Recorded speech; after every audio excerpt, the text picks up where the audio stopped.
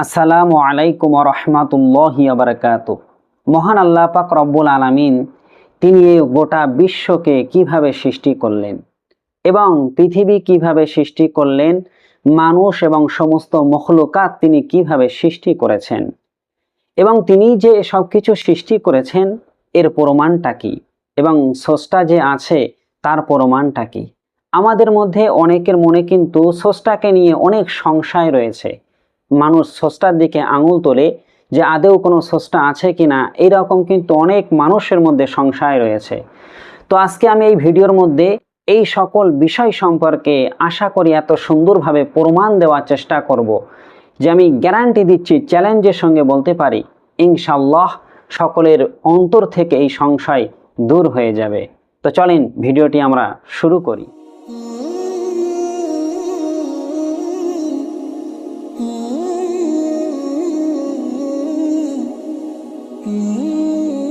তো আমরা প্রথমেই জেনে নেব যে আল্লাহ পাক রব্বুল আলামিন তিনি গোটা বিশ্বকে কিভাবে সৃষ্টি করলেন। মহান আল্লাহ পাক রব্বুল আলামিন তিনি কোরআন মাজিদের মধ্যে বলেছেন, ইন্না রব্বাকুমুল্লাহুল্লাযী খলাকাস সামাওয়াতি ওয়াল আরদা ফি সিত্তাতি আয়ামিন। আমার আল্লাহ পাক রব্বুল আলামিন তিনি বলছেন, আমি হলাম তোমাদের সেই রব যিনি এই গোটা বিশ্বটাকে মাত্র 6 দিনে সৃষ্টি করেছি। তাহলে আল্লাহ তাআলা 6 দিনে গোটা বিশ্বটাকে সৃষ্টি করলেন। তারপরে বলছেন সুম্মাস্তাওয়া আলাল আরশি, এরপর আমি আল্লাহ আমার আরশের উপর সমাসীন হয়েছি। তিনি 6 দিনে সমস্ত বিশ্বটাকে সৃষ্টি করলেন, তারপরে আরশের উপরে তিনি সমাসীন হলেন, বসলেন। তো এই 6 দিন কোন 6 দিন ছিল? রবিবার থেকে আল্লাহ এই সৃষ্টি কার্য শুরু করেছিলেন। রবিবার, সোমবার, মঙ্গলবার, বুধ, বৃহস্পতি, শুক্রবারের দিনে আমার আল্লাহ সব কিছু সৃষ্টি করা সমাপ্ত করেছিলেন। আর শনিবারের দিন কিছুই তিনি সৃষ্টি করেননি। তবে এখানে একটা প্রশ্ন জাগে যে আল্লাহ 6 দিনে সৃষ্টি করেছেন, এটা কি আমাদের দিনের মতো দিন ছিল? এটা আমাদের দিনের মতো দিন ছিল না। আল্লাহ পাক রব্বুল আলামিন যে 6 দিনে এই গোটা বিশ্বটাকে সৃষ্টি করেছিলেন, এই টাইমটা ছিল আল্লাহর টাইম অনুযায়ী। হযরতে আব্দুল্লাহ ইবনে আব্বাস রাদিয়াল্লাহু তাআলা আনহু তিনি তাফসিরে ইবনে কাসিরের মধ্যে উল্লেখ করেছেন যে আল্লাহর এই দিনগুলি ছিল এক একটা দিনের পরিবর্তে 1000 বৎসরের সমান। অর্থাৎ আল্লাহ যে 6 দিন যেটা বললেন আমি 6 দিনে গোটা বিশ্বকে সৃষ্টি করেছি, এই দিনগুলো ছিল এক একটা দিন 1000 বৎসরের সমান। তাহলে আল্লাহ এতটা দিনে তিনি এই গোটা বিশ্বটাকে তৈরি করলেন। আর শনিবারে যেহেতু কিছুই তিনি সৃষ্টি করেননি, এই জন্য শনিবারকে আরবি ভাষাতে বলা হয় ইয়ামুস সাবদ। সাবদুন কথার অর্থ হলো কর্তন করা। এই দিন আমার আল্লাহ কিছুই সৃষ্টি করেননি। তো এখন প্রশ্ন জাগে যে আল্লাহ তাআলা তো 6 দিনে সব কিছুই সৃষ্টি করলেন, গোটা বিশ্ব সৃষ্টি করলেন, কিন্তু প্রথমে তিনি কি সৃষ্টি করেছেন? দেখেন, প্রথমে কি সৃষ্টি করেছেন এটা নিয়ে মুফাসসিরদের মধ্যে অনেক মতবিরোধ রয়েছে। কেউ বা বলেন আল্লাহ তাআলা আরশ সৃষ্টি করেছেন, আবার কেউ বা বলেন পানি, কেউ বা বলেন কলম, কেউ বা বলেন আল্লাহ রসুলের নূর সৃষ্টি করেছেন। তো এত মতপার্থক্য রয়েছে। তবে সকলেই কিন্তু তাদের সপক্ষে একটা করে দলিল পেশ করেছে। যেমন অকানা আরশুহা আলাল মাই, আল্লাহ তাআলার আরশ ছিল পানির উপরে। এই জন্য এখান থেকে কেউ বলেছেন যে আল্লাহ প্রথমে আরশ সৃষ্টি করেছেন, আবার একদল বলেছেন যেহেতু আরশ পানির উপরে ছিল তাই পানি আল্লাহ আগে সৃষ্টি করেছেন। কিন্তু আমরা আল্লাহ রসুলের হাদিস থেকে এই বিষয়টা প্রসিদ্ধভাবে জানতে পারি। মহানবী সাল্লাল্লাহু আলাইহি সাল্লাম একটা হাদিসের মধ্যে বলেছেন যে আল্লাহ তাআলা সবার প্রথমে কলম সৃষ্টি করলেন। কলম সৃষ্টি করার পরে তিনি কলমকে নির্দেশ দিলেন, হে কলম তুমি লেখো। কলম বললেন, আল্লাহ আমি কি লিখব? আল্লাহ তাআলা বললেন, তুমি এখান থেকে নিয়ে কিয়ামত সংঘটিত হওয়া পর্যন্ত যা কিছু ঘটবে এসব কিছু লিপিবদ্ধ করো। কলম সঙ্গে সঙ্গে লেখা শুরু করলেন। আর সমস্ত ওলামাগণের মত হলো বা জমহুর ওলামাগণের মত হলো আল্লাহ তাআলা প্রথমে কলম সৃষ্টি করেছিলেন। এইটাই হলো সবচাইতে বিশুদ্ধতম মত। তো এখন আমরা জানবো আল্লাহ তাআলা এই পৃথিবী কিভাবে সৃষ্টি করেছেন। আমার আল্লাহ কোরআন মাজিদের সূরা আম্বিয়ার 30 নম্বর আয়াতের মধ্যে সে কথা উল্লেখ করেছেন। তিনি বলছেন যে প্রথমে আসমান আর জমিন একত্রিত ছিল, আমি আল্লাহ এই দুটোকে পৃথক করে দিয়েছি। ঠিক আজকের বিজ্ঞান বিজ্ঞানের বিগ ব্যাং থিওরি এটাই বলছে যে প্রথমে এই পৃথিবীটা একটা বিন্দু আকারে, উত্তপ্ত বিন্দু আকারে ছিল, তারপরে এটা বাষ্প হওয়ার পরে এই গোটা বিশ্ব সৃষ্টি হয়েছে, আসমান জমিন সৃষ্টি হয়েছে। তো যে বিজ্ঞান আজকে এই কথাটা বলছে, আমার আল্লাহ 1400 বছর আগে এই কোরআন মাজিদের মধ্যে সেই কথাটাই বলেছেন যে জমিন আর পৃথিবী একত্রিত ছিল। আমার আল্লাহ কোরআনের অন্যত্র বলছেন, আলাম নাজআলিল আরদা মিহাদান, আমি এ জমিনকে শয্যারূপে বানিয়েছি, তোমাদের জন্য বসবাসের উপযোগী করে এ জমিনকে আমি বানিয়েছি। তারপরে বলছেন অল জিবালা আওতাদা, এবং আমি জিবালগুলো, পাহাড়গুলোকে সৃষ্টি করেছি কিলক স্বরূপ, অর্থাৎ পেরেক স্বরূপ। আল্লাহ যখন এই পৃথিবীটাকে সৃষ্টি করলেন তখন পৃথিবীটা প্রকম্পিত হচ্ছিল, ভাইব্রেট হচ্ছিল। আল্লাহ পৃথিবীটাকে স্থির করার জন্য এই পাহাড়গুলো তিনি নির্মাণ করে দিলেন। পাহাড়গুলো আমরা দেখি উপরেও যতটা দেখা যায় তার নিচেও কিন্তু ততটাই পরিমাণে রয়েছে। এবং আজকের বিজ্ঞান কথাই বলছে, যদি এই পাহাড়গুলো না থাকতো বা পাহাড়গুলো যদি আল্লাহ সৃষ্টি না করত, তাহলে পৃথিবী স্থির থাকতো না। পৃথিবীকে স্থির রেখে দেয় এই পাহাড়গুলোই। সেটাও কিন্তু আমার আল্লাহ পাক রব্বুল আলামিন 1400 বছর আগে কোরআন মাজিদের মধ্যে সে কথা উল্লেখ করেছেন। তখন না ছিল কোনো বিজ্ঞান, না ছিল কোনো বৈজ্ঞানিক। সেই সময় আল্লাহ বলেছেন অল জিবালা আওতাদা, আমি পাহাড়গুলোকে কিলাক স্বরূপ বানিয়েছি যাতে পৃথিবীটাকে স্থির রাখে।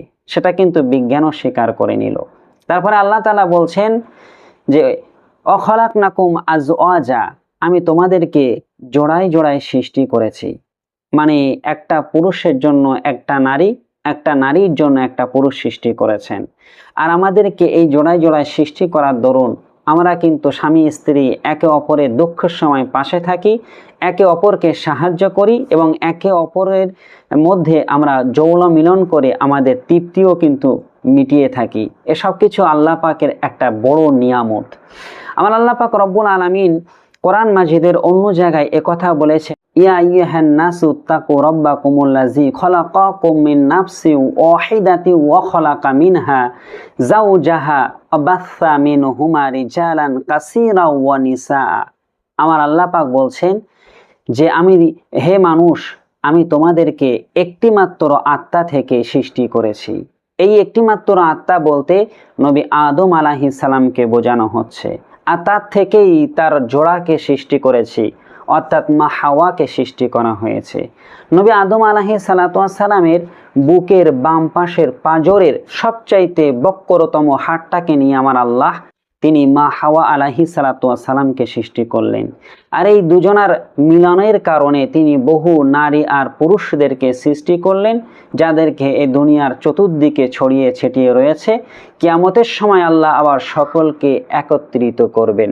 তো এখন আর একটা প্রশ্ন জাগে যে আল্লাহ তাআলা নবী আদম ও মা হাওয়া থেকে তো আমাদেরকে সৃষ্টি করেছেন, তার মানে তাদের মিলনের ফলে আমাদের জন্ম হয়েছে, কিন্তু নবী আদম প্রথম মানুষ, তানাকে কিভাবে সৃষ্টি করেছে? আমার আল্লাহ পাক রব্বুল আলামিন সূরা মুমিনুনের মধ্যে এই মানুষ সৃষ্টির ইতিহাসটাকে তিনি উন্মোচন করে দিয়েছেন। তিনি বলছেন, আমি মাটির নির্যাস থেকে মানুষদেরকে সৃষ্টি করেছি। হযরত আবু মুসা আশআরী রাদিয়াল্লাহু আনহু তিনি বলেছেন যে আল্লাহ তাআলা জমিনের বিভিন্ন অংশ থেকে এক মুষ্টি মাটি নিয়ে নবী আদমকে সৃষ্টি করেছিলেন। যে মাটিটা ছিল কালো বর্ণের, আবার কিছু মাটি ছিল লাল বর্ণের, কিছু মাটি ছিল কঠিন বর্ণের, আবার কিছু মাটি ছিল নরম কাদা। এই সব কিছু মাটি নিয়ে আমার আল্লাহ তাআলা মাটির নির্যাস থেকেই নবী আদম আলাইহিস সালামকে সৃষ্টি করেছেন। এই জন্য আমাদের মধ্যে অনেক মানুষ এমন রয়েছে যাদের মনোভাব কিন্তু অনেক কঠিন, আবার অনেক নরম স্বভাবের মানুষেরাও রয়েছে। যেহেতু লাল বর্ণের মানুষ রয়েছে, কারণ লাল মাটি দিয়ে নবী আদমকে সৃষ্টি করা হয়েছিল। আবার সাদা বর্ণের মানুষ আছে, আবার কিন্তু কালো বর্ণের মানুষ আছে। এই সব কিছু মাটির নির্যাস থেকে আমাদের আদি পিতা আদমকে সৃষ্টি করার দরুনই কিন্তু হয়েছে। এভাবেই আমার আল্লাহ তাআলা সমস্ত মানুষকে সৃষ্টি করেছেন। তারপরে আল্লাহ তাআলা আমাদের সৃষ্টির কথা বলছেন যে আমি পিতৃ ঔরাস থেকে তোমাদেরকে সৃষ্টি করেছি, অর্থাৎ পুরুষদের যে বীর্য এটা নারীর গহ্বরে প্রবেশ করে। নারীর শরীরের মধ্যে প্রবেশ করে, আর সেই বীর্যটাকে আস্তে আস্তে আলাকে পরিণত হয়। যেমন সূরা আলাকের মধ্যে আমার আল্লাহ বলেছেন, ইকরা বিসমি রব্বিকাল্লাযী খলাক, খলাকাল ইনসানা মিন আলাক, আমি মানুষ সৃষ্টি করেছি জমাট রক্ত থেকে। তো এই যে নুতফা অর্থাৎ যে মণি বলেন বা মজি বলেন, ঠিক আছে, যে পুরুষদের যে যৌন রস, এটা মাতৃগর্ভে প্রবেশ করে, আর সেখানে প্রবেশ করার পরে ওই অবস্থায় 40 দিন থাকে। তারপরে 40 দিন পরে সেটা জমাট রক্তই পরিণত হয়, তারপরে সেটা মুদগামে পরিণত হয়। মুদগাম বলতে মাংসপিণ্ডে পরিণত হয়। তারপর আমার আল্লাহ তাআলা সেখান থেকে আকৃতি দান করতে থাকেন। এভাবে কিন্তু পুরো মানুষ সৃষ্টির রহস্যটাকে আমার আল্লাহ তাআলা এ কোরআন মাজিদের মধ্যে উন্মোচন করে দিয়েছেন। এখন কিন্তু বিজ্ঞানও বলছে যে এই পদ্ধতিতেই মানুষ সৃষ্টি হচ্ছে, অর্থাৎ মাতৃ পুরুষ আর নারীর মিলনের কারণেই কিন্তু আমাদের জন্ম হচ্ছে। আর তা কিভাবে, কোন প্রসেসে হচ্ছে, এসব কিছুই আমার আল্লাহ সূরা মুমিনুনের মধ্যে তিনি প্রকাশ করে দিলেন। তো এই সমস্ত ঘটনা থেকে এটা প্রমাণিত হয় যে এই কিতাবটা নিছক আল্লাহর কিতাব। কারণ আল্লাহর কিতাব ছাড়া ওই 1400 বছর আগে তখন কোনো বিজ্ঞানের জামানা ছিল না। তাহলে এত সুন্দরভাবে এত সুন্দর বিশ্লেষণ কে করতে পারে? একমাত্র আল্লাহ রাব্বুল আলামিন ছাড়া। এখন আসি আমরা স্রষ্টার প্রমাণ নিয়ে। স্রষ্টার প্রমাণ নিয়ে আমাদের অনেকের মাঝে কিন্তু সংশয় রয়েছে, আসলেই যে স্রষ্টা আছেন এর প্রমাণ কি?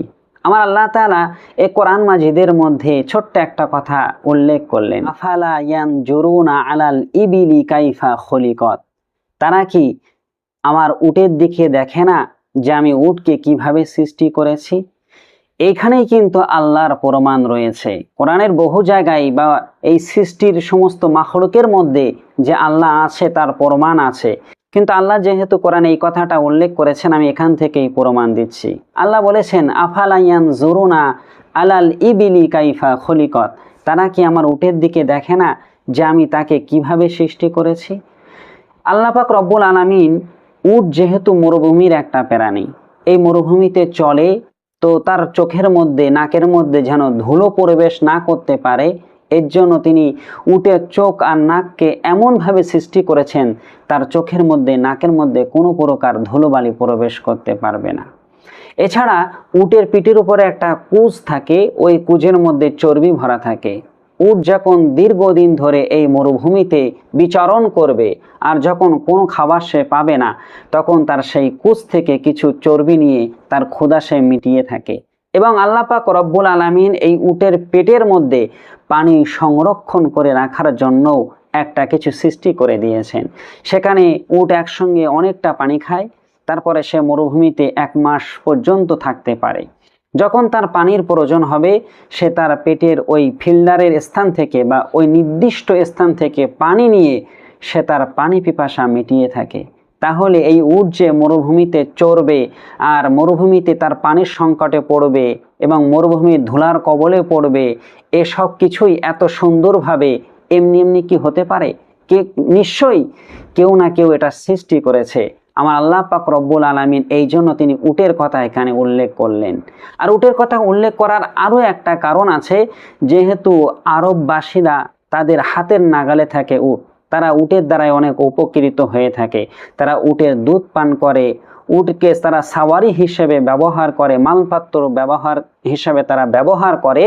এবং তাদের ঘরের দরজায় যেহেতু উট রয়েছে, আল্লাহ সেই উটের দিকে দেখিয়ে বললেন যে তোমরা এই উটের দিকে দেখো যে আমি তাকে কিভাবে সৃষ্টি করেছি, তার ভেতরে কতটা গুণ আমি দিয়ে সৃষ্টি করেছি। তাহলে উট যে মরুভূমিতে চড়বে এটা কে জানতো? তাই আল্লাহ তাআলা তার সমস্ত প্রয়োজন, যা কিছু প্রয়োজন সব কিছু উটের মধ্যে দিয়ে সৃষ্টি করেছেন। এখান থেকেই তো প্রমাণিত হয়ে যায় যে অবশ্যই কোনো একজন স্রষ্টা রয়েছেন। সেই স্রষ্টা না সৃষ্টি করলে এটা কখনোই সৃষ্টি হতো না। আর আল্লাহ তাআলা তিনি পাহাড়ের কথা উল্লেখ করেছেন, কারণ আরববাসীরা কিন্তু তাদের আশেপাশে বহু পাহাড় রয়েছে। তো আল্লাহ তিনি বলেন, ওয়াল জিবালা আওতাদা, আমি পাহাড়কে কিলক স্বরূপ সৃষ্টি করেছি, তোমরা সেই পাহাড়ের দিকে দেখো। কারণ এই আরব দেশে তুর পাহাড়, উহুদ পাহাড়, বহু পাহাড় কিন্তু সেখানে বিদ্যমান। তো যাতে আরবরা খুব সহজে আল্লাহর এই নিদর্শনগুলো দেখে আল্লাহর প্রতি ঈমান আনে, বিশ্বাস করে, তাই আল্লাহ সেই সমস্ত জিনিসকে কোরআন মাজিদের মধ্যে উল্লেখ করলেন। আর তাদের পায়ের নিচে যেহেতু জমিন থাকে, আমাদেরও পায়ের নিচে জমিন থাকে, এই জমিনকে তিনি 7টি স্তরে সৃষ্টি করেছেন, আকাশকেও 7টি স্তরে আমার আল্লাহ সৃষ্টি করেছেন। তো আল্লাহ এই সব কিছু কিন্তু এত সুন্দরভাবে সৃষ্টি করেছেন। আর এই সৃষ্টি যে আল্লাহ করেছেন, শুধুমাত্র উটকে নিয়ে আমরা যদি চিন্তা করি তাহলে কিন্তু আমরা স্রষ্টাকে পেয়ে যাব, অথবা নিজেকে নিয়ে যদি আমরা চিন্তা করি তাহলে আমরা পেয়ে যাব। আজকে নাস্তিকরা বলে যে সব কিছু এমনি এমনি হয়েছে। এমনি এমনি কোনো জিনিস হয়? আমি যে ফোনটা দিয়ে ভিডিও করছি, এই ফোনটা বানানোর জন্য কোনো না কোনো মেকানিক কাজ করতে হয়েছে, তারপরে কিন্তু ফোনটা তৈরি হয়েছে। কোনো কিছু এমনি এমনি হয় না। আর উট যে সে মরুভূমিতে চড়বে, তার সমস্ত প্রয়োজনগুলো আল্লাহ মিটিয়েছেন, তার মানে একজন মেকানিক অবশ্যই রয়েছে। এখন আর একটা প্রশ্ন হলো যে অনেক মানুষ বলবে যে আজকের বৈজ্ঞানিকরা তো অনেক কিছু সৃষ্টি করছে, তাহলে তাদের কি স্রষ্টা বলা হবে? বা অনেক মানুষ তো অনেক কিছু তৈরি করে। দেখেন, আল্লাহ পাক রব্বুল আলামিন যেভাবে সৃষ্টি করেন তা দুনিয়ার কারোর পক্ষে, কোনো বৈজ্ঞানিকের পক্ষেও সৃষ্টি করা সম্ভব নয়। যদি বলেন কেন? আল্লাহ পাক রব্বুল আলামিন তিনি কোরআন মাজিদের মধ্যে বলেছেন, বাদিউস সামাওয়াতি ওয়াল আরদ, আমি আসমান ও জমিন সৃষ্টি করেছি। এখানে বাদিউস শব্দ ব্যবহার করা হয়েছে, অর্থাৎ ইবদাহ। ইবদা মানে হলো শূন্য থেকে কোনো জিনিস সৃষ্টি করা, শূন্য থেকে, অনস্তিত্ব থেকে অস্তিত্বই আনা একমাত্র স্রষ্টার কাজ।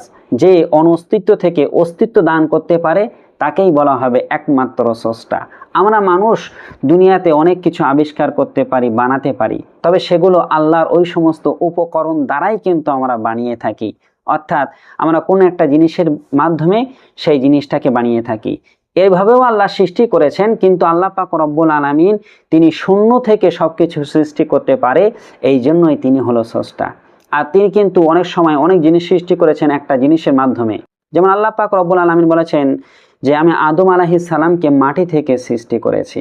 তার মানে মাটি দিয়ে আদমকে সৃষ্টি করেছে, একটা উপাদান দিয়ে আল্লাহ সৃষ্টি করেছে। আবার আল্লাহ শূন্য থেকেও সৃষ্টি করেছে। তো যদি কোনো ব্যক্তি শূন্য থেকে কোনো কিছু আবিষ্কার করতে পারে দুনিয়ার কোনো উপকরণ ছাড়া, তবে তাকে আমরা স্রষ্টা বলে মেনে নিতে দ্বিধাবোধ করব না। কিন্তু কিয়ামত পর্যন্ত কারোর ক্ষমতা নেই যে সে শূন্য থেকে কোনো উপাদান ছাড়াই সে সব কিছু তৈরি করতে পারবে। তো এই ছিল আজকের ভিডিও। যদি ভিডিওটি দেখে ভালো লাগে অবশ্যই ভিডিওতে একটি লাইক করবেন, চ্যানেলে নতুন হলে অবশ্যই চ্যানেলটাকে সাবস্ক্রাইব করবেন, আর আপনাদের মতামত অবশ্যই কমেন্টে লিখবেন। ইনশাআল্লাহ আগামীতে আপনাদের সঙ্গে আবার দেখা হবে। আল্লাহ হাফেজ।